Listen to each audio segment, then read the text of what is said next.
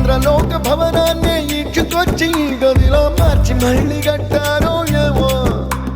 మాయజాలము తెలుసు మంత్రకారడి తెలుసు రెంటి కన్న ఇది ఇంకోటేమో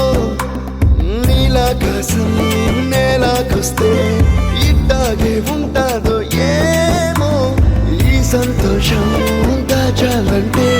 హృదయాలు ఓ వంద కావాలేమో ఇంతందంగా ఉంటుందా ఈ లోకం ఇన్నాళ్ళు ఈ మనసుకి తెలియాలేదే పాపం